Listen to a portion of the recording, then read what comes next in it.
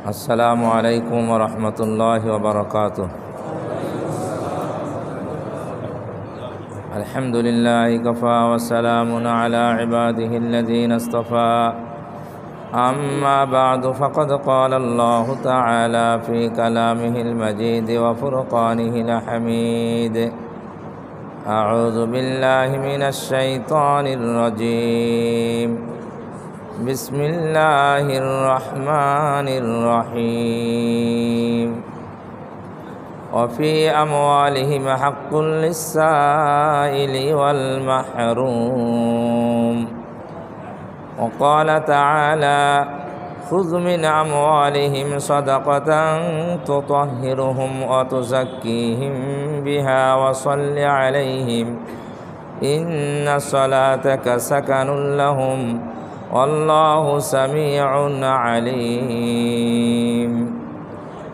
وقال رسول الله صلى الله عليه وسلم: من قام ليلة القدر إيمانا واحتسابا غفر له ما تقدم من ذنبه أو كما قال عليه الصلاة والسلام.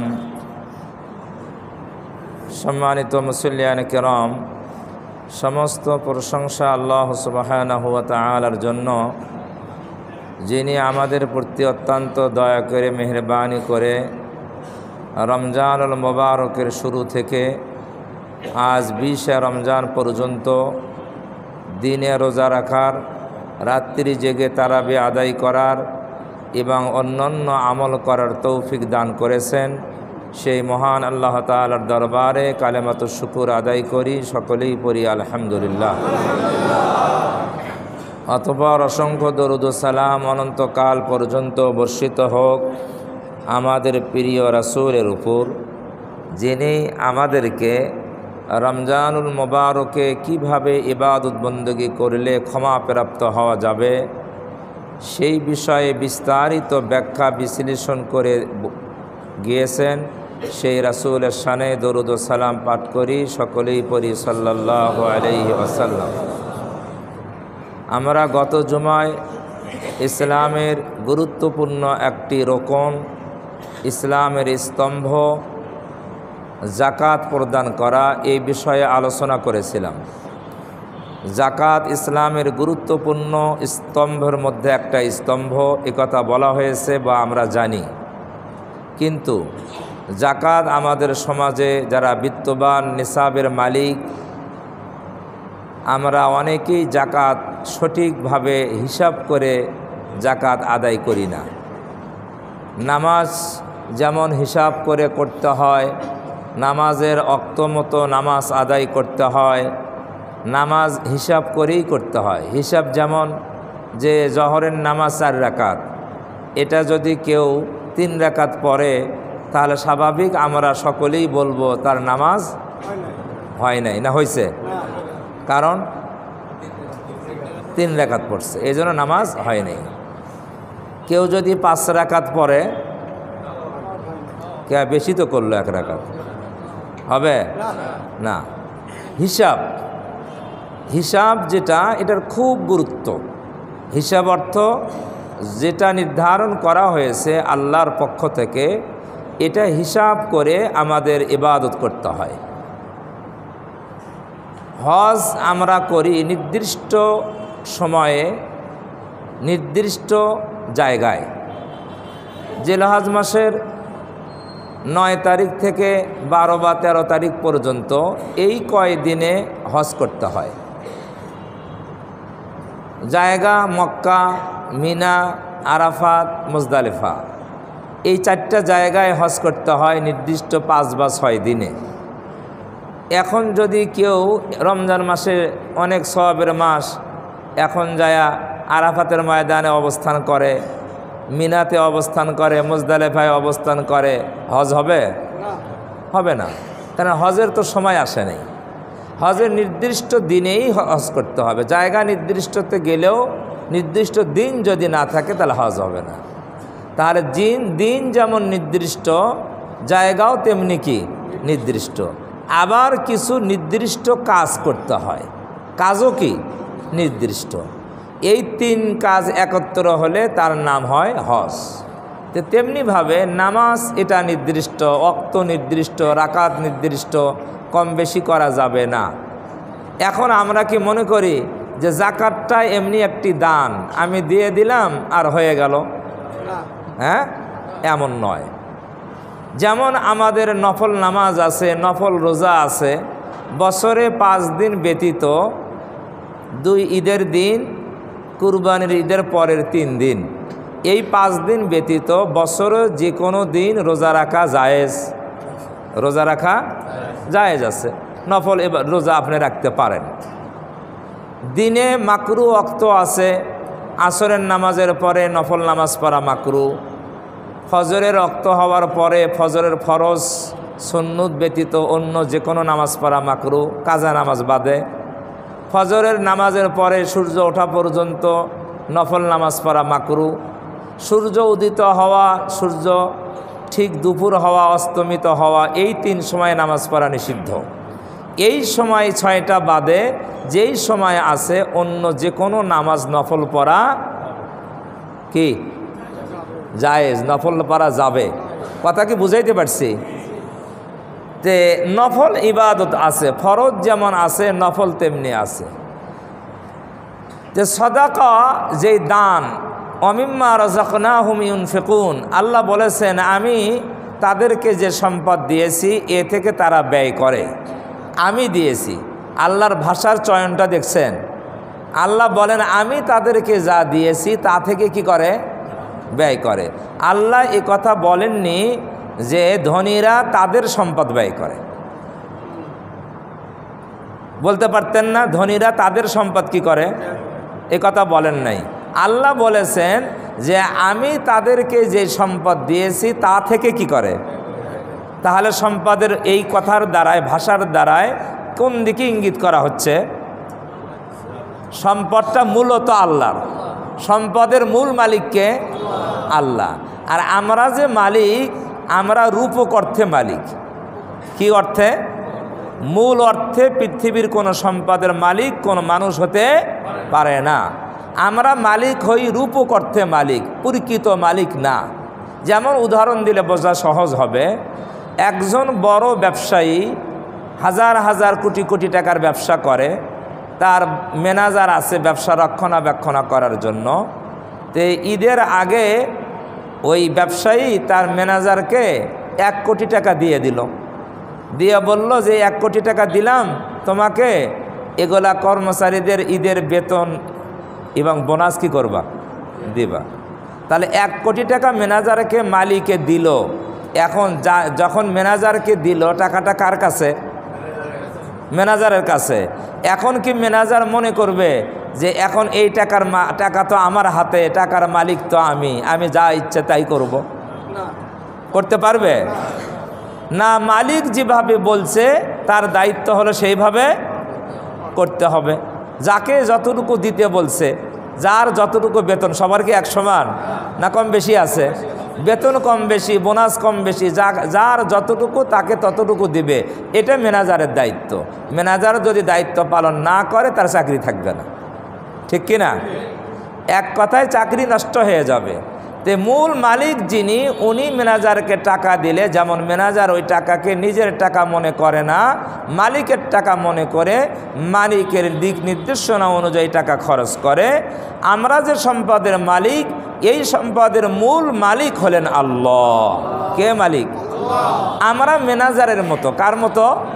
ম্যানেজারের মতো। আল্লাহর পক্ষ থেকে আমাদেরকে যেভাবে খরচ করতে বলা হয়েছে, আমাদের দায়িত্ব হলো সেইভাবে কি করা? খরচ করা। যাকে যতটুকু দিতে হবে তাকে ততটুকু দেওয়া। এটা যদি আমরা না করি, নিজের মন মতো খরচ করি অথবা খরচ না করে পোটলা করে বাড়িতে নিয়ে যাই, কথা বোঝেন নাই, তাহলে ওই ম্যানেজারের সেই মালিকের কথা না মানলে ম্যানেজারের যে গতি, আমরা আল্লাহ মালিকের কথা না মানলে আমাদের গতি আরও ওই ম্যানেজারের মতো হবে না আরও ভয়াবহ হবে? এটা তো কল্পনাই করা যায় না, আরও ভয়াবহ। আমি গত জমায় ভয়াবহের কথা বলেছিলাম, 2টা কথা, একটা হাদিস থেকে একটা কোরআন থেকে। আজকে আর এটা উদ্ধৃতি দিব না। আসুন, এই জন্য জাকাত এটা হিসাব করে দিতে হবে। এমনি যদি আপনি দান করেন, এমনি দান করেন, এমনি দান, দান তো বহু প্রকারের। একটা হলো ফরজ দান। কি দান? ফরজ, এটার নাম জাকাত। ফরজ দান, এটার নাম কি? জাকাত। ফরজ নামাজ যেমন হিসাব করে অক্তমতো করতে হয়, ফরজ জাকাতও হিসাব করে অক্তমতো করতে হয়। জাকাতেরও একটা অক্ত আছে, আছে না নাই? বলবেন অক্তটা কি?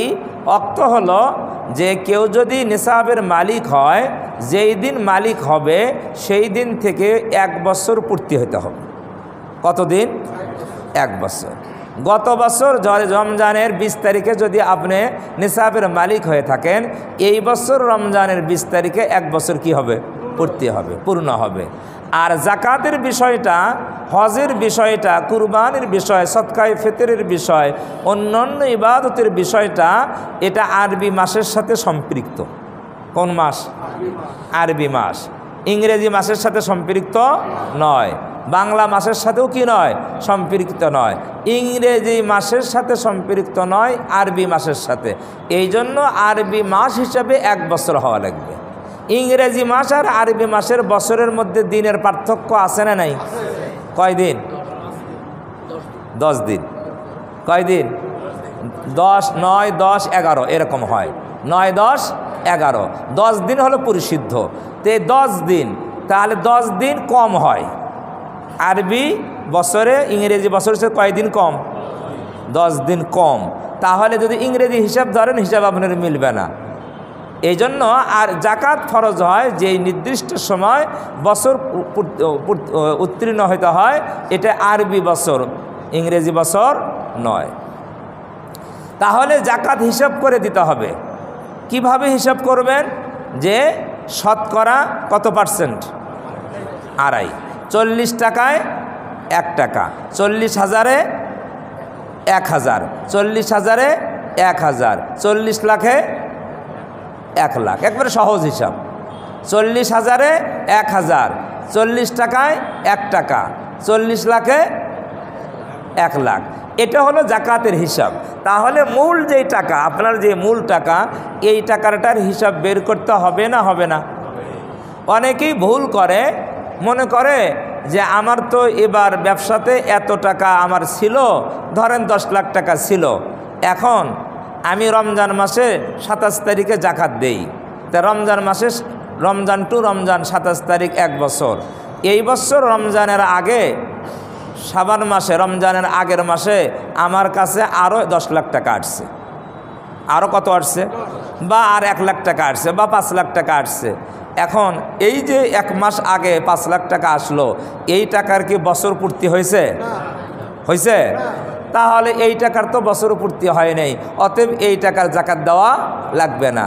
এটা নিজে নিজে মাসলা তৈরি করে সিদ্ধান্ত নিয়ে রাখছে। মাসলা কি নিজে তৈরি করা যায়? না, শরীয়ত প্রবর্তক তিনি যে মাসলা বলে দিয়েছেন সেটাই মানতে হয়। আপনার এই টাকা বছরের মাঝে আসলো, 1 মাস আগে আসলো, 15 দিন আগে আসলো, বা 20 দিন আগে আসলো, এই টাকার নিসাব 1 বছর পূর্তি হয় নাই, কিন্তু আপনার আগের থেকেই যে নিসাব পূর্তি হয়ে আছে, বছর পূর্তি হয়ে আছে, ওই টাকার সাথে এই টাকা কি হবে? যোগ হবে। এই যোগ হওয়া হইলে এই পরবর্তী যে টাকাটা যোগ হলো, এই টাকার জন্য 1 বছর পূর্তি হওয়া লাগবে না। কথাটা কি বুঝে আসছে? 1 বছর পূর্তি হওয়া লাগবে না। 1 বছর পূর্তি হলো মূল নিসাবটা। মূল আপনার ধরেন গত জমায় বলা হয়েছিল, এ বছরে হিসাব করে দেখা গিয়েছে যে নিসাব হয় 1 লাখ কত? 10,000। এর কমও হতে পারে, কারণ রূপার দাম এক এক দোকানে এক এক রকম। আমি 2টা দোকান যাচাই করে এটা নির্ধারণ করেছি। কেউ যদি দেখেন অন্য দোকানে আরও কম, তাহলে নিসাব আরও কি হতে পারে? 1 লাখ তো নিসাব হতে পারে, 95,000 তো নিসাব হতে পারে। তা আমরা যেটা হিসাব করে তাহকিক করে যাচাই করে সিদ্ধান্ত নিয়েছি, এই বছরে এই জাকাতের নিসাব হয় 1,10,000 টাকা। তাহলে 1,10,000 টাকা আপনার গত বছর রমজানে আপনার হাতে ছিল, এটা নিসাব। গত বছর রমজান থেকে এবছর রমজান পর্যন্ত আপনার কাছে ওই 1,10,000 টাকা আছে। 1,10,000 টাকা আছে। এটা কোথায় থাকা লাগবে? এই টাকাটা ব্যাংকে, বাড়িতে থাকলে হবে না, হাতে থাকলে এই কথাটা আমাদের অনেকের ভুল বুঝ। টাকা কোথায় থাকতে হবে? আমার কাছে সহজ একটা ভাষা শোনেন, টাকা থাকতে হবে মালিকানায়। কথা বুঝছেন না বোঝেন নাই? হ্যাঁ, টাকা থাকতে হবে কোথায়? মালিকানায়। কথাটা কি বুঝছেন আমার? টাকা কি পকেটে না ব্যাংকে? হ্যাঁ, টাকা কোথায় থাকে থাকুক এটা দেখার বিষয় নয়, আপনার মালিকানায় থাকতে হবে। কথা কি বুঝতে পারছেন? মালিকানায় যদি আপনার 1,10,000 টাকা থাকে মালিকানায়, মালিকানা তো বুঝি আমি মালিক, এই টাকাটার মালিক কি? আমি মালিক। মালিকানায় থাকতে হবে, এটা হলো মূল শব্দ। ব্যাংকে থাকুক না আপনি, এখন তো ব্যাংকের আবার অনেক সিস্টেম আছে। ওই যে এককালীন রাখে কি কয় এগুলা, ফিক্সড ডিপোজিট আসে না, বিভিন্ন সিস্টেমে ব্যাংকে টাকার 10 বছর মেয়াদি, 5 বছর মেয়াদি রাখে না। এখন 10 বছর মেয়াদি রাখছে, ওই টাকা তো আপনার মালিকানায় নাই মনে হয়। হ্যাঁ আছে। যারা চাকরি করে তাদের একটা সরকার বেতন থেকে টাকা কাটিয়ে নেয়, নেয় কি না? এটাকে কি বলে? GP fund. এই ফান্ডের টাকা কি মালিক সরকার না আপনি? হ্যাঁ, আপনি মালিক, আপনি মালিক। তাহলে এই টাকারও হিসাব করতে হবে। আপনার জিপি ফান্ডে কত টাকা আছে, আপনি ফিক্সড ডিপোজিটে কত টাকা রাখছেন, আপনি ঋণ দিয়েছেন, ঋণ কাউকে ঋণ দিয়েছেন, ঋণ দেন না, হাওলাত দেন না, এই টাকার মালিককে আপনি না যাকে হাওলাত দিয়েছেন সে মালিক? হ্যাঁ, সেই তো মালিক। হ্যাঁ, যেটা হাওলাত দিয়েছেন এই টাকার মালিকও তো আপনি। এক কথায় আপনার মালিকানায় যত জায়গা, যত নামে, যত জায়গায়, যত নামে, যত টাকা আছে, কথা বুঝছেন? আপনার মালিকানায় যত জায়গায় যত টাকা আছে, আপনার মালিকানায় যে নামেই হোক, যেখানেই থাকুক, আপনার মালিকানায় যে টাকা আছে, এটার জাকাতের সিস্টেম হলো সব যেখানেই যত পরিমাণ টাকা আছে এই টাকাটা হিসাব করা, যোগ করতে হবে। কি করতে হবে? যোগ। ধরেন 10 জায়গায় আপনার টাকা আছে, 5 জায়গায় আপনার টাকা আছে, যেখানে যে পরিমাণ টাকা আছে ওই পরিমাণ টাকা আপনাকে কি করতে হবে? যোগ করতে হবে। যোগ করবেন কোন দিন? যে এই দিন বছর পূর্তি হবে। কোন দিন যোগ করবেন? যেই দিন বছর পূর্তি হবে ওই দিন যোগ করবেন। ওই দিন যোগ করে দেখবেন এখন আপনার কত টাকা হয়। এই যত টাকা হবে এই পুরা টাকার শতকরা 2.5% কি দিতে হবে? জাকাত দিতে হবে। যদি জাকাত দেন তাহলে 4 রাকাত ফরজ নামাজে 4 রাকাত পড়লে যেমন আদায় হয়, হিসাব করে যদি জাকাত আদায় করেন তখন আপনার এই জাকাত কি হবে? আদায় হবে। যদি হিসাব না করে আপনি জাকাত দেন তাহলে ওই টাকা দান করাটা সাধারণ দান হিসাবে গণ্য হবে। কি দান? সাধারণ দান, নফল দান। দান করছেন তো, দান করছেন, সাধারণ দান, নফল দান হিসাবে গণ্য হবে। এটা জাকাত হিসাবে কি হবে না? গণ্য হবে না। নামাজের মধ্যে এমন কিছু মাসলা আছে, নামাজ পড়তেছেন কিন্তু হঠাৎ করে ওই নামাজটা ফরজ নামাজ পড়তেছেন, ফরজ নামাজ থাকে না, এটা নফলে গণ্য হয়ে যায়। এরকম মাসলা আছে, ওইদিকে আর যাবার সময় হবে না। এই জন্য ফরজ নামাজ পড়লেও অনেক সময় ওই নামাজটা কি হয়ে যায়? নফলে গণ্য হয়। ফরজ জাকাত মনে করে জাকাত দিচ্ছেন, যেহেতু হিসাব করেন নাই, নির্দিষ্ট পরিমাণ দিচ্ছেন না, এই জন্য এই দানটা হবে সাধারণ দান, নফল দান, এটা জাকাত হিসেবে গণ্য হবে না। আর জাকাত হিসেবে যদি গণ্য না হয় তাহলে আপনার ফরজ অনাদায়ী থেকে গেল। জাকাত তো ফরজ, জাকাত কি ফরজ, জাকাত অনাদায়ী থেকে গেল। অনেকেই আমাকে বলছে, হুজুর আমরা ব্যবসায়ী মানুষ, আমাদের ব্যবসায়ী পণ্য এগুলোকে হিসাব করা সম্ভব? দোকানে অনেক মাল আছে না, ব্যবসায়ীদের মালের তো হিসাব করতে হবে, কত টাকার মাল আছে, এই কত টাকার মাল আছে এটা জাস্ট হিসাব করে তার জাকাত দিতে হবে শতকরা 2.5%। তারা আবার হিসাব করতে অক্ষম, এটা ভাবা যাবে না, হিসাব বের করতেই হবে। আপনার 16 আনা চেষ্টা করে আপনার সম্পদের যেখানে যে টাকা আছে যে নামেই থাকুক এটা হিসাব করে যোগ করতে হবে। এরপরও যদি সন্দেহ হয় যে আমার কি কোনো জায়গায় কোনো হিসাবের গণ্ডগোল হলো কি না, এইরকম যদি সন্দেহ হয় তাহলে সেই ক্ষেত্রে আপনি আরও অতিরিক্ত কিছু দান করে দিবেন, আরও অতিরিক্ত কিছু কি করবেন? দান করবেন।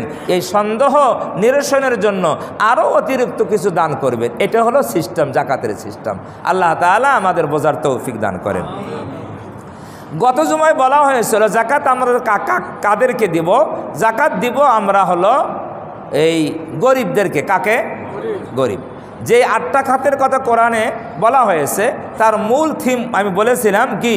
গরিব। একটা বাদে, সেটা হলো জাকাত আদায়কারী। আর বর্তমানে সেই দলটা নাই। এটা হলো ইসলামী রাষ্ট্রের পক্ষ থেকে জাকাত উসুলকারী নির্ধারণ করা। এই ইসলামী রাষ্ট্র কি আছে? নাই। তো যেহেতু ইসলামী রাষ্ট্রও নাই, ওই খাতও নাই। আরেকটা হলো গোলাম আজাদ করা। আমাদের দেশে কি এখন গোলাম আছে? গোলামের প্রথাই নাই। আর আমরা গোলাম তো বুঝিও না। গোলাম বুঝবেন, গোলাম যদি কোনো সময় ইসলামী যুদ্ধ হয়, ওই সময় যদি কোনো অমুসলিম মুসলমানদের হাতে ধরা পড়ে আর তাদেরকে যদি এই যোদ্ধাদের মাঝে বিতরণ করা হয়, এরা ওই যোদ্ধার কি হয়? গোলাম হয়। কোনো দিন যদি ইসলামী যুদ্ধ আসে, বদরের যুদ্ধ হয়েছে, উহুদের যুদ্ধ হয়েছে না, এই বিভিন্ন যুদ্ধে ইসলামী যুদ্ধে যারা বন্দী হয় অমুসলিম, তারা কি হয়ে যায়? মুসলমানদের হাতে কি হয়? গোলাম হয়। এই গোলাম তো এখন নাই, আছে? তাহলে এটাও নাই। মুসাফির তো আছে, কিন্তু মুসাফিরের সিস্টেম আগের মতো আর নাই। আছে? নাই। এই জন্য সবগুলো মিলেই হলো গরিব, মিসকিন, অসহায় মানুষ। গরিবদের মধ্যে 2 প্রকারের মানুষ আছে। কয় প্রকার? 2 প্রকার। এক প্রকারের গরিব হলো যারা মানুষের কাছে সওয়াল করে। কি করে? সওয়াল করে, চায় যে ভাই আমার অভাব, আমাকে কিছু দান করেন, আমি অপারগ হয়ে গিয়েছি, কিছু সাহায্য করেন। এই এক প্রকারের গরিব আছে। আরেক প্রকারের গরিব আছে তার পারিবারিকভাবে অসহায়, কিন্তু লজ্জায় সম্মানে কারো কাছে কিছু চায় না। আছে না এরকম? আছে। এই জন্য কোরআন শরীফের শব্দ আমি বলেছি, ওয়াফি আমওয়ালিহিম হাক্কুল লিসাইলি ওয়াল মাহরুম। ধনীদের সম্পদে যারা সওয়াল করে, যারা চায়, তাদের অধিকার রয়েছে। কি আছে? ওয়াল মাহরুম। মাহরুম মানে বঞ্চিত। বঞ্চিত মানে অর্থাৎ সেও গরিব কিন্তু সে চায় না, চোখ লজ্জায় চায় না। তাহলে এই বঞ্চিত, যারা চায় না, বঞ্চিত, এইদিকে ইঙ্গিত এই মাহরুম শব্দ দিয়ে, তাদেরও অধিকার রয়েছে। তাহলে ধনীদের সম্পদে এই কথা বলে আল্লাহ তাআলা জাকাতের কথা বুঝাইছেন। ধনীদের যে জাকাত হয়, এই জাকাতের মধ্যে এই যারা সওয়াল করে, সাহায্য চায়, এবং যারা চায় না, গরিব অসহায়, এই উভয় দলেরই কি আছে? হক রয়েছে, অধিকার রয়েছে। তাহলে আমরা যারা জাকাত দেই, আমরা তো সাধারণত জাকাত যারা দেই, ধনী যারা, নিসাবের মালিক, তারা মনে করি যে আমি এই গরিবের প্রতি অনুগ্রহ করলাম। কি করলাম? দয়া করলাম। এটা মনে করে না? দয়া করলাম, অনুগ্রহ করলাম, ইহসান করলাম, করম করলাম, ফজল করলাম, এইটা তারা মনে করে। কিন্তু আল্লাহ বলছেন, না ধনী, এটা তোমার অনুগ্রহ না, এটা তোমার দয়া নয়, বরং এটা হলো ওই গরিবের অধিকার। গরিবের কি অধিকার? আপনার বাবা মারা যাওয়ার পরে আপনার বাবার রেখে যাওয়া সম্পদে যেমন আপনার অধিকার হয়ে যায়, আপনার বোনের অধিকার হয়, আপনার ভাইয়ের অধিকার হয়, বাবা মারা যাওয়ার পরে বাবার রেখে যাওয়া সম্পদে সন্তান অধিকার হয়, মালিক হয়ে যায়, তেমনি ধনীদের সম্পদে ওই পরিমাণ সম্পদ যেটা জাকাতের নিসাব হয়, সেখানে শতকরা 2.5% সম্পদের মালিক হয়ে যায় এই গরিবরা। গরিবরা কি হয়ে যায়? মালিক, অনুগ্রহ না, হকদার। বাবার সম্পদে বাবা মারা যাওয়ার পরে সন্তানরা যেমন মালিক হয়ে যায় বাবার সম্পদে, তেমনি ধনীর সম্পদে নিসাবের যেই সম্পদ আছে তার 2.5% সম্পদের অধিকার মালিক কারা? গরিব, অসহায়। এখন বাবা মরে যাওয়ার পরে আপনারা 2 ভাই, যদি এক ভাইয়ের সম্পদ আপনি না দিয়ে পুরো সম্পদ আপনি নিয়ে নেন, এটা যেমন অন্যায়, এটা যেমন ভাইয়ের হক কি করা? ভাইয়ের হক নষ্ট করে দেওয়া, ভাইয়ের হক কি করা? লুণ্ঠন করা। তেমনিভাবে আপনার নিসাব পরিমাণ মালের 2.5% সম্পদ, এটা গরিবের হক। এই হক যদি গরিবের কাছে আপনি না পৌঁছান, ভাইয়ের হক নষ্ট করা যেমন কবিরা গুনাহ, জাহান্নামে যাওয়ার কারণ, তেমনিভাবে এই 2.5% সম্পদের হক যদি গরিবকে না দেন, এটাও তেমনি গরিবের হক নষ্ট করা। কথা একেবারেই জটিল কথা। কি কথা? জটিল কথা। বাবার সম্পদ, রেখে যাওয়া সম্পদে যেমন ভাইয়ের মালিক, আপনিও মালিক হন। আপনার অংশ ভাইয়ের অংশ, বোনের অংশ নির্ণয় করা আছে, তেমনি আপনার সম্পদের মধ্যে আল্লাহ গরিবের হক নির্ণয় করে দিয়েছেন। এই পরিমাণ সম্পদ, এটা গরিবের কি হক আর অধিকার। এখন আপনি কিছু টাকা দিলেন, দিয়ে মনে করলেন আমি অনুগ্রহ করলেন না হক আদায় করলেন? হক আদায় করলেন। হক যদি আদায় না করেন, আপনারা ভালো করেই এই মাসলা জানেন, বান্দার হক আল্লাহ কি করেন না, মাফ করবেন না। বান্দার হক, তাহলে গরিব বান্দা কি না? বান্দা। গরিবের হক যদি আপনি আদায় না করেন, কিয়ামতের দিন এই গরিব যদি আপনাকে মাফ না করে, আপনি নিষ্কৃতি পাবেন না। এই জন্য খুব জটিল। এখন প্রশ্ন আসতে পারে, হুজুর ব্যাপারটা বুঝলাম না, আমার সম্পদ আমি কামাই করলাম এত মেহনত করে পরিশ্রম করে, এখানে আবার গরিবের হক আসলো কোত্থেকে? প্রশ্ন আসে না? গরিবের হক কোত্থেকে আসলো? বাবার সন্তান হিসাবে না আমার ভাই কি হয়, অধিকারী হয়, কিন্তু আমার সম্পদে আমি কামাই করলাম মাথার ঘাম পায়ে ফেলে, এখানে গরিবের হক। আল্লাহ বলছেন, আমি বলিনি। কে বলছে? আমি বলছি না, আল্লাহ বলছে। সূরা জারিয়াতের মধ্যে এই কথাটা আছে, ওয়াফি আমওয়ালিহিম হাক্কুল লিসাইলি ওয়াল মাহরুম। আল্লাহ বলেছেন যে ধনীর সম্পদের মধ্যে গরিবের অধিকার রয়েছে, হক রয়েছে। এটার ব্যাখ্যা দিতে গিয়ে মুফাসসিরিনে কেরাম বলেন, আসলে মূলত এই অধিকারটা এইভাবে বলবেন। কিভাবে? যে আপনার যদি একটা নিজের ভাই থাকে, ওই ভাই তার ছোট্ট একটা ছেলে, নাবালেগ ছেলে, 5 বছর বা 2 বছর বয়স, এই অবস্থায় ভাই মারা যায়। ওই ভাইয়ের সম্পদগুলো মালিক হবে ওই এতিম ছেলে। এতিম মালিক হবে না? এতিম। 5 বছরের ছেলে এতিম, তার বাবার সম্পদের মালিক হবে আপনার ভাতিজা। কিন্তু ওই ভাতিজা 5 বছরের ছেলে বাবার রেখে যাওয়া সম্পদের রক্ষণাবেক্ষণ করতে পারবে? হ্যাঁ, পারবে না। কারণ 5 বছরের ছেলে, 2 বছরের ছেলে এই বাবার রেখে যাওয়া সম্পদের রক্ষণাবেক্ষণ করতে পারবে না। কিন্তু ওই এতিম কিন্তু বাবার সম্পদের মালিক কিনা, কিন্তু রক্ষণাবেক্ষণ করার যোগ্যতা নাই। কেন যোগ্যতা নাই? শিশু, বয়স কম, এই জন্য যোগ্যতা নাই। সে রক্ষণাবেক্ষণের যোগ্যতা নাই।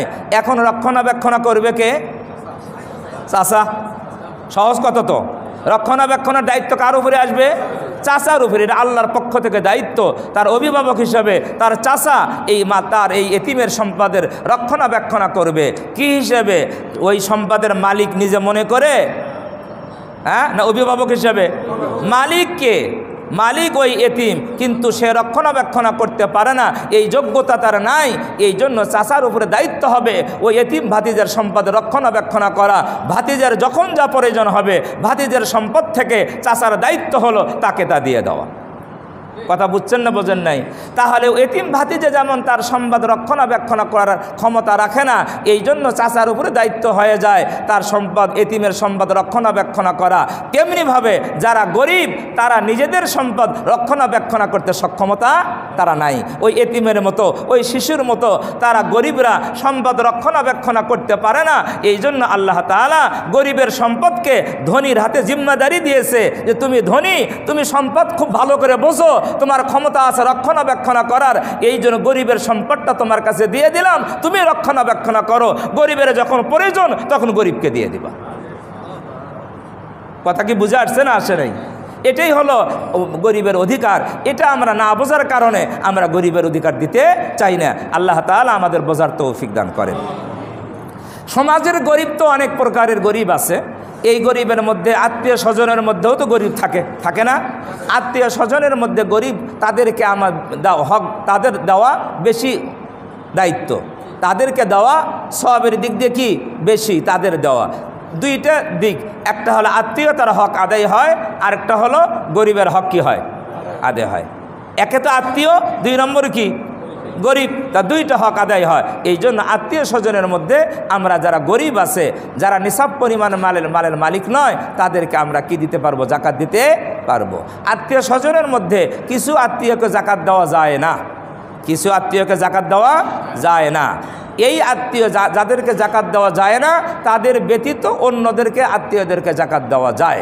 যাদের জাকাত দেওয়া যায় না তারা আত্মীয় কারা? বাবা মা, বাবা দাদা দাদি, নানা পরনানা পরনানি। বাবা মা, বাবার দিক দিয়ে যত উপরে যাবেন, মায়ের দিক দিয়ে যত উপরে যাবেন, এদের কাউকে জাকাত দেওয়া যাবে না। তারা গরিব হলেও জাকাত দিতে পারবেন না। বাবা অনেক গরিব, দাদা অনেক গরিব, তারপরও জাকাত দিতে পারবেন না। যদি দেন জাকাত কি হবে না? আদায় হবে না। এটা গুরুত্বপূর্ণ কথা। তেমনিভাবে উপরের সিঁড়ি, আমি যাদের মাধ্যমে দুনিয়ায় আসছি, আমার উপরের দিকে, বাবার দিক দিয়ে উপরে, মায়ের দিক দিয়ে উপরে, তাদেরকে জাকাত দেওয়া যাবে না। এমনিভাবে নিচের সিঁড়ি, তারা হলো আমার সন্তান, ছেলে মেয়ে, নাতি পুতি, এই যত নিম্নে যাবে তাদেরকেও জাকাত দেওয়া যাবে না। আপনি দাদা, আপনার নাতি খুব গরিব, পরীক্ষার ফর্ম ফিল আপ করতে পারতেছে না, নাতি পরীক্ষার ফর্ম ফিল আপ করতে পারতেছে না, এখন জাকাতের টাকা থেকে নাতিকে কি দিলেন? অনেকে দেয় কি দেয় না? হ্যাঁ দেয়, আমি জানি দেয়। নাতিকে কি দেয়? জাকাতের টাকা দেয়। নাতি পুতিকে জাকাতের টাকা দেয়। নাতি পুতিকে জাকাতের টাকা দিলে জাকাত আদায় হবে না। বলবেন কারণ কি? ওর তো আত্মীয়, বেশি আত্মীয়, জাকাত আদায় হবে না কেন? শরীয়ত সূত্র বলেছে যে আমি যে জাকাত দিব, নিজের জাকাত কি নিজেকে দেওয়া যাবে? যাবে? নিজের জাকাত নিজেকে দিলে আদায় হবে? হবে না। আমি আমার বাবা মার অংশ, হাদিসে আছে সন্তানের না বাবা মার কি অংশ, সন্তান বাবা মার অংশ। যাদের মাধ্যমে দুনিয়াতে আমি আসছি, আমি তাদের কি শরীরের অংশ বিশেষ। আর আমার মাধ্যমে দুনিয়াতে যারা আসছে তারাও আমার শরীরের কি অংশ বিশেষ। তাহলে নিজের ছেলে মেয়ে নাতিপুতিকে জাকাত দেওয়া মানে নিজের জাকাত নিজেকেই দেওয়া, নিজের জাকাত নিজেকেই দেওয়া। তেমনিভাবে আমার বাবা মা, দাদা দাদি, নানা নানিকে জাকাত দেওয়ার মানে নিজের জাকাত নিজেকেই দেওয়া। এই জন্য উপরের সিঁড়ি আর নিচের সিঁড়ি, এই দুই শ্রেণীকে জাকাত দেওয়া যাবে না। আরেকটা শ্রেণী আছে যারা ধনী, নেশাবের মালিক, তাদেরকে জাকাত দেওয়া যাবে না। ধনী মানুষের যারা নাবালেগ সন্তান, ধনীর কি নাবালেগ সন্তান, ধনী মানুষের নাবালেগ সন্তানকে জাকাত দিলে জাকাত আদায় হবে না। কয় প্রকার হলো? 4 প্রকার। উপরের সিঁড়ি, নিচের সিঁড়ি, ধনী মানুষ এবং ধনী মানুষের নাবালেগ সন্তান। ধনী মানুষের বালেগ সন্তানকে জাকাত দেওয়া যাবে। একজন ধনী মানুষ, তার বালেগ সন্তান যদি গরিব হয়, তখন তো বাবার জিম্মাদারি থাকে না। সাবালেগ হলে বাবার কি থাকে না? জিম্মাদারি থাকে না। সেই ছেলে যদি গরিব হয় আর সেই যদি জাকাত চায়, তাকে জাকাত দেওয়া যাবে। ধনীদের নাবালেগ সন্তানকে জাকাত দেওয়া যাবে না। কয় শ্রেণীর হলো? 4 শ্রেণী। আরেক শ্রেণী হলো স্বামী স্ত্রীকে জাকাত দিতে পারবে না। স্বামী কি স্ত্রীকে জাকাত দিতে পারবে না, স্ত্রী স্বামীকে জাকাত দিতে পারবে না। কারণ স্বামীর অধিকার হলো স্ত্রীর ভরণ পোষণ দেওয়া, স্বামীর অধিকার নয়। এখন যেহেতু অধিকারের মধ্যে আছে, এই জন্য স্বামী স্ত্রী একে অপরকে জাকাত দিতে পারবে না। এই শ্রেণীগুলো বাদ দিয়ে আর যে আত্মীয় স্বজন আমাদের আছে তাদেরকে জাকাত দেওয়া যাবে। যেমন আপন ভাই, কি ভাই, বোন, খালা, ফুফু, চাচা, চাচি, মামা, মামি, চাচাতো ভাই, মামাতো ভাই ইত্যাদি, এদেরকে কি দেওয়া যাবে? জাকাত দেওয়া যাবে। আরেক শ্রেণীর জাকাত দেওয়া যাবে, উত্তম জাকাত দেওয়া। মাদ্রাসায় যারা গরিব ছাত্র তালেবে এলেম, যারা কি করে, এই দ্বীনি ইলম শিক্ষা করে, গরিব দ্বীনি ইলম শিক্ষা করে, কি গরিব অসহায়, তাদেরকেও জাকাত দেওয়া যাবে। তাদেরকেও জাকাত দিলে কিতাবে বলা হয়েছে ডবল সওয়াব। একটা হলো গরিব হিসাবে সওয়াব, একটা হলো দ্বীনি ইলম শিক্ষার সুযোগ করে দেওয়ার কি সওয়াব। এই জন্য আমরা এই দিকে লক্ষ্য করে আমরা জাকাত আদায় করব। আল্লাহ তাআলা আমাদের সকলকে তৌফিক দান করেন। এরপরে আসলে হলো আমাদের আরেকটা জরুরি মাসআলা, সেটা হলো সদকায়ে ফিতর, যেটাকে আমরা ফিতরা বলে থাকি। এই ফিতরা, এটা রমজানের শেষে এই ফিতরা দেওয়া ওয়াজিব। ফিতরা দেওয়া কি ওয়াজিব। ফিতরা কে দিবে, কাকে দিবে? ফিতরা দিবে যারা মুসলমান, যারা কি মুসলমান নর নারী। ফিতরার ব্যাপারে আবার একেবারে শিশু, ঈদের দিন সবেহে সাদেকের আগে জন্মগ্রহণ করেছে, ঈদের রাত্রে সবেহে সাদেকের আগে জন্মগ্রহণ করেছে, তারও ফিতরা কি দিতে হবে। তাহলে এই ফিতরা মুসলমানরা সবাই দিবে, সবাই দিবে। তবে কি পরিমাণ সম্পদ হলে ফিতরা দেওয়া ওয়াজিব হবে? এটা ফুকাহে কেরাম বলেছেন ঈদের দিনে যদি নিসাব পরিমাণের মালের কি হয়, মালিক হয়, ঈদের দিন সকালবেলা শবে সাদেকের আগে নিসাব পরিমাণের মালের যদি কি হয়, মালিক হয়। ইয়ার ফিতরার নিসাবের জন্য জাকাতের মতো 1 বছর হওয়া কি নয়, জরুরি নয়। ফিতরার নিসাবের জন্য এই যে ঘরের শৌখিন জিনিসপত্র এগুলা বাদ দেওয়া লাগে এইরকম নয়।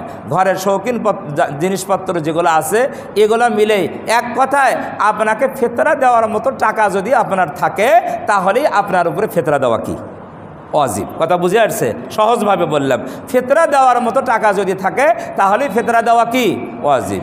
এবার সরকারের পক্ষ থেকে ফিতরা নির্ধারণ করা হয়েছে সর্বনিম্ন 110 টাকা, সর্বোচ্চ 2805 টাকা, 2805 টাকা। অনেকেই আমাকে প্রশ্ন করেছে যে হুজুর এই নির্দিষ্টকরণ আমরা বুঝলাম না, এটার সংক্ষিপ্ত একটু ব্যাখ্যা দেই। তাহলে এই ফিতরা আসলে নির্ধারণ হয় কিছু বস্তুর উপরে। কিসের উপরে? বস্তু। শরীয়তে 5-6টা বস্তুর কথা উল্লেখ করা হয়েছে। 1 নম্বর গম, গম বা গমের আটা, জবের আটা, তারপরে খেজুর, তারপরে কিশমিশ, তারপরে পনির। কয়টা হলো? 5টা হয়েছে না? এই 5টা দ্রব্যের কথা হাদিসে এই দ্রব্যের নাম উল্লেখ করা আছে। তো এই দ্রব্যগুলোর মধ্যে গম আর গমের আটা এটা হলো অর্ধেক, একটা পরিমাণ আছে। ধরেন আরবিতে বলা হয় স, 1 সা, এর হলো নিসফু সা। এই গম বা গমের আটা এটা অর্ধেক সা, আর বাকি যে 4টা আছে এটা হলো পূর্ণ সা। সা একটা নির্দিষ্ট ওজনের নাম, নির্দিষ্ট ওজনের নাম। আমরা ছোটোবেলায় দেখেছি যখন দাড়িপাল্লা খুব একটা ছিল না তখন কাটা দিয়ে ধান চাল মাপা হইতো। কাটা পর্যন্ত ওই যে বেতের একটা ভাণ্ড, ডালা, ডালা, ডালা, কাটা ইত্যাদি, এক এক এলাকায় এক এক শব্দ বলে। ডালা এটা দিয়ে ওজন করা হইতো, 1 ডালা 2 ডালা, তাই না? তো আরব দেশে 1450 বছর আগে ওই সময় এই ডালা জাতীয় জিনিস দিয়ে কী করা হইতো? ও মাপা হইতো। খেজুর মাপতো, আঙ্গুর মাপতো, কিশমিশ মাপতো, গম, আটা, জব এগুলো মাপামাপি করা হতো। তখন পাথর দাড়িপাল্লার খুব একটা প্রচলন ছিল না। এখন বলেন এই ডালা, সব বাড়ির ডালা কি একই সমান? না, ডালা কম বেশি আছে, ছোট বড় আছে না ডালা? তো এখনকার ডালা যদি ছোট বড় হয়, ওই যুগের ডালাও কি ছিল? ছোট বড় ছিল, স্বাভাবিকভাবে ছোট বড়। এই জন্য এই যে ডালা নির্ধারণ করে পরবর্তীতে এটা আমাদের এই যে আগে যে শেরের ওজন ছিল 60 তলায় 1 শের, এখন তো কেজি, 1000 গ্রামে কি 1 কেজি। তাহলে যখন যেই পরিমাপটা ওজন চলে আসছে ওলামায়ে কেরাম ওই ডালার হিসাব করে এটা শেরে রূপান্তরিত করছে, কেজিতে কি করেছেন? রূপান্তরিত করেছেন। ওলামায়ে কেরাম ব্যাখ্যা করে রূপান্তরিত করেছেন। আর ডালারও কি আছে? কম বেশি আছে। যাই হোক, আমাদের হানাফি মাযহাবে যেই ডালাটা নির্ধারণ করেছিল সেই যুগে যেই ডালা নির্ধারণ করেছিল, বর্তমানে আমাদের ওই ডালা 1 ডালার পরিমাণ হলো কেজিতে নিয়ে আসলে 3 কেজি 300 গ্রাম। কত? 3 কেজি 300 গ্রাম। এটা হলো 1 ডালা। 1 ডালা মানে 1 সা, 1 সা, পূর্ণ সা। তাহলে একজনের ফিতরা হলো 1 সা, 1 ডালা। কথা বুঝছেন না বোঝেন নাই? তাহলে 1 ডালা 1 সা, এটা কেজিতে নিয়ে এসে 3 কেজি কত হয়? 300 গ্রাম। তাহলে গম আর আটা বাদে, গমের আটা বাদে এটা হলো অর্ধেক ডালা। কত? আরবিতে বলা হয় নিসফু সা। কত? নিসফু মানে অর্ধেক, নিসফু সা মানে অর্ধেক ডালা। তাহলে এই অর্ধেক ডালা গম আর আটার ক্ষেত্রে, আর বাকি 4টে দ্রব্যের ক্ষেত্রে কত? 1 সা মানে 1 ডালা। কথা বুঝছেন? বলবেন কে এরকম হলো কেন? এরকম হওয়ার অর্থ হলো ওই সময় গম এবং গমের আটার মূল্যটা কী ছিল? কি ছিল? বেশি ছিল। গমের আটার খেজুরের চেয়েও কী ছিল? বেশি ছিল।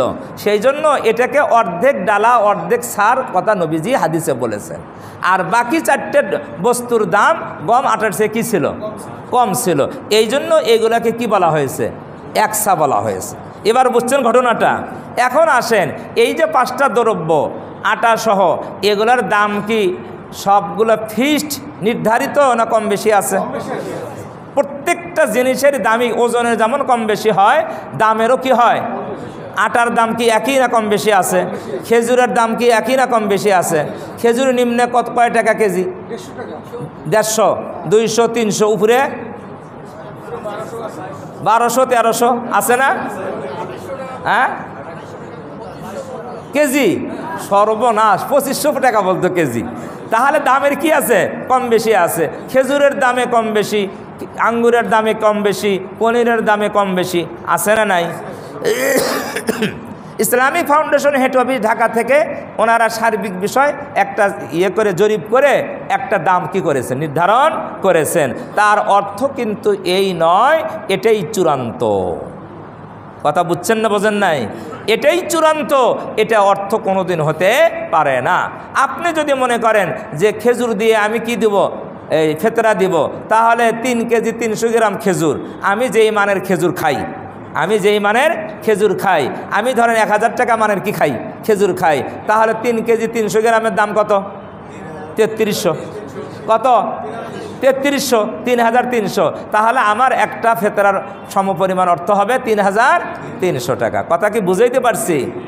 আর যদি মনে করেন অত আমি গ্যাঞ্জামে যাইতে পারবো না, অত আমার চিন্তা ফেকের নাই, ওরা নির্ধারণ করে দিছে, আমি ওটাই দিব, অত আমার গ্যাঞ্জামের কি নাই, দরকার নাই, তো ঠিক আছে, তাতেও কি হয়ে যাবে?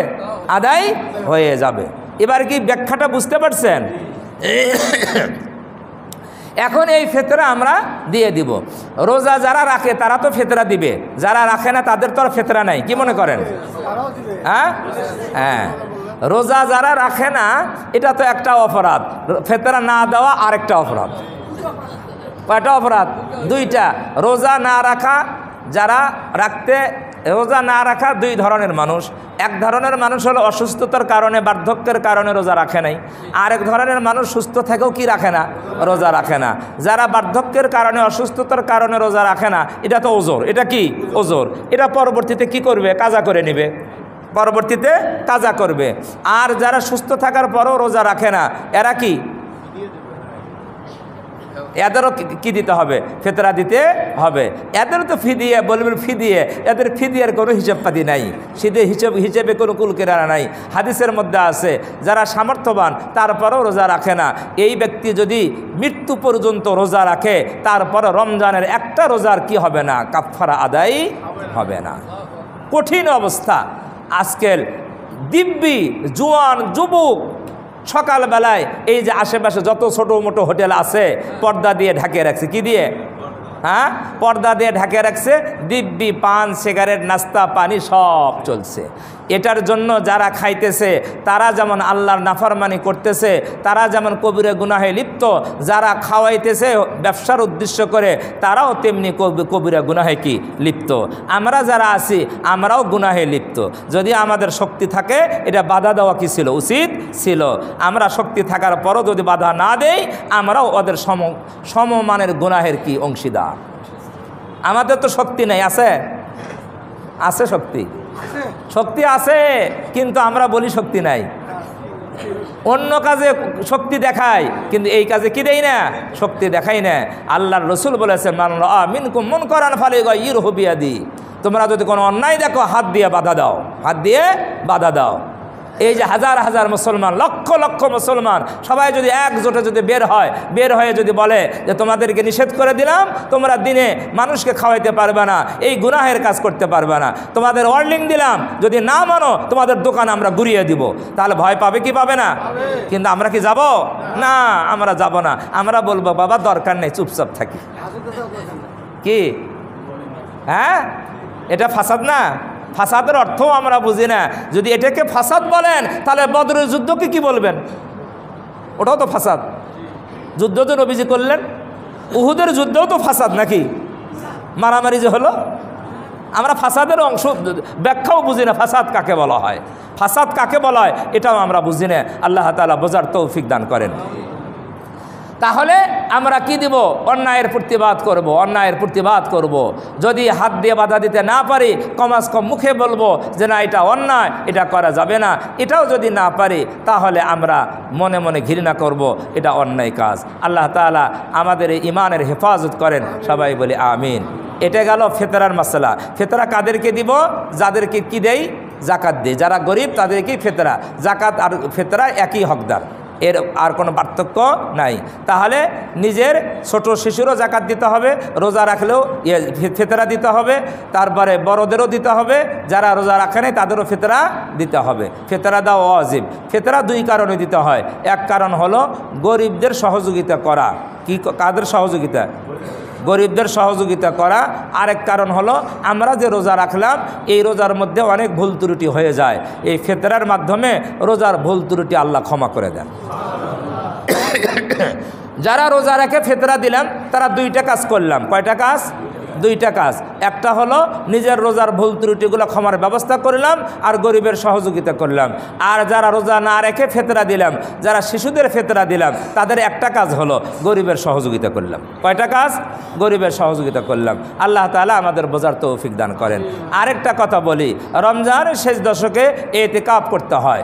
ইতিকাফ অর্থ হলো দুনিয়ার সমস্ত কাজ থেকে নিজেকে মুক্ত করে আল্লাহর ঘরে এসে ধর্ণা দেওয়া। কি দেওয়া? ধর্ণা। আমি আমার ভাষায় বলি, অনেক সময় ওই যে বিভিন্ন দাবি আদায়ের জন্য রাস্তায় নামে না মানুষ, অনশন করে। কি অনশন করে না? আমৃত্যু অনশন। কি কাফনের কাফন পরে দাবি আদায় না হওয়া পর্যন্ত আমৃত্যু অনশন করা। ইতিকাফকে আমার ভাষায় বলি এটাও হলো অনশন। আল্লাহর ঘরে এসে অনশনটা কি? আল্লাহ তুমি যতক্ষণ আমাকে ক্ষমা না করছো ততক্ষণ তোমার ঘর থেকে বের হব না।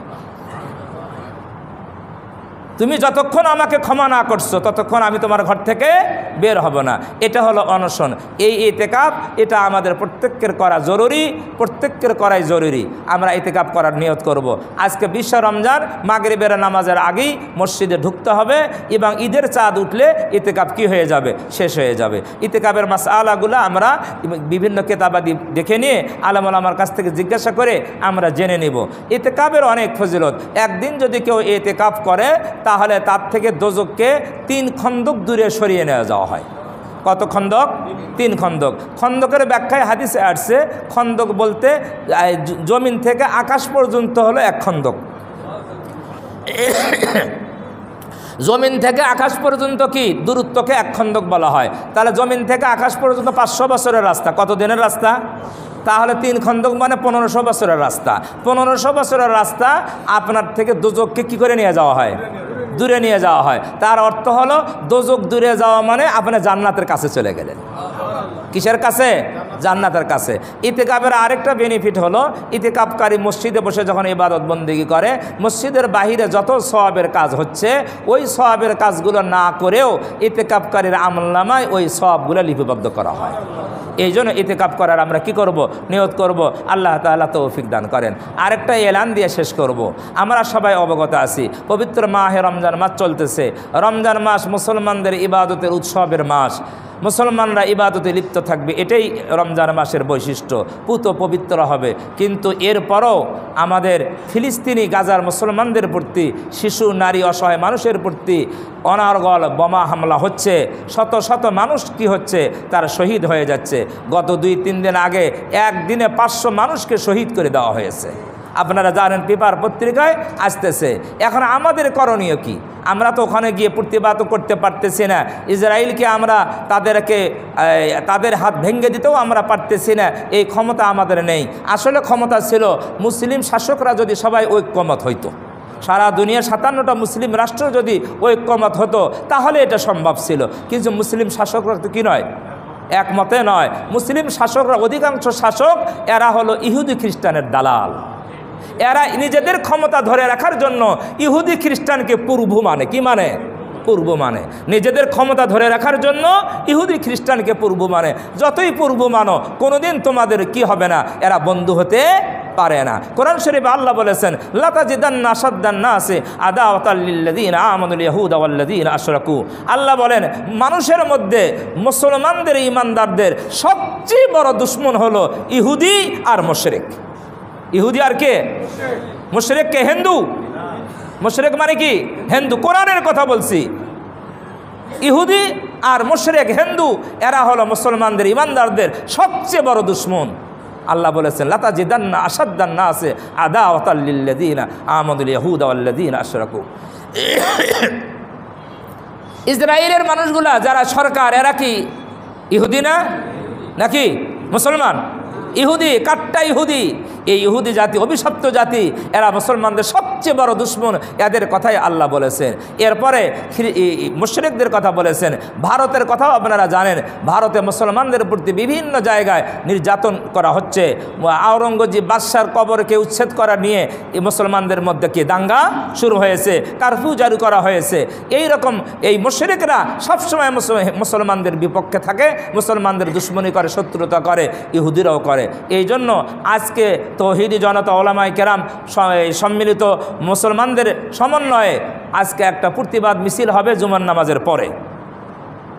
জুমার নামাজের পরে পাবলিক লাইব্রেরি থেকে বেলা আড়াইটায় ওখান থেকে একটা প্রতিবাদ মিছিল হবে। আমি উদাত্ত আহ্বান জানাচ্ছি, ইমানের টাকা যায়, আমরা এখানে অংশগ্রহণ করবো ইনশাআল্লাহ। আমরা এতটুকুই পারবো প্রতিবাদ করা, মন্দকে কি বলা, মন্দ বলা, মন্দকে মন্দ বলা, খারাপকে খারাপ বলা, এতটুকু পারবো। এটা অন্যায়, আমরা এই অন্যায়ের প্রতিবাদ করি, আমরা নিন্দা জানাই, এতটুকুই করবো। এরপরে আর আমাদের করার কিছু নাই।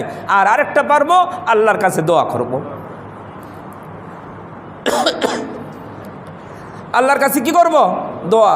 আল্লাহ মুসলমানদেরকে হেফাজত করেন, মজলুমদেরকে হেফাজত করেন, সারা দুনিয়ায় মুসলমানেরা নির্যাতিত, আল্লাহ হেফাজত করেন।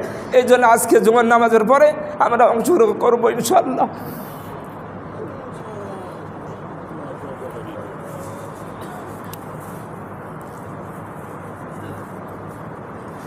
আমাদেরকে অনেকে বলে, হুজুর আপনারা একটা প্রতিবাদ মিছিল করেন না, কিন্তু যখন আমরা প্রতিবাদের ডাক দেই তখন আপনারা শরীক হন না।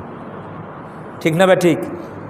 আপনারা বলেন অনেকেই যে হুজুর একটা প্রতিবাদ তো করতে পারেন, নিন্দে জ্ঞাপন করতে পারেন, কিন্তু আমরা যখন আপনাদেরকে ডাক দেই তখন আপনারা বলেন, কিন্তু আপনারা কি হন না? শরীক হন না। আমি আজকে দেখতে চাই যে আপনারা সবাই, যাদের বার্ধক্য বয়স্ক মানুষ বাদে যারা জোয়ান আছেন, নওজোয়ান আছেন, তারা সবাই এই মিছিলে, এই প্রতিবাদ অংশগ্রহণ করবেন ইনশাআল্লাহ। আল্লাহ তাআলা আমাদের সকলকে কি করেন? কবুল করেন। 4 রাকাত কাবলা জামাত সুন্নত পড়ে নেই।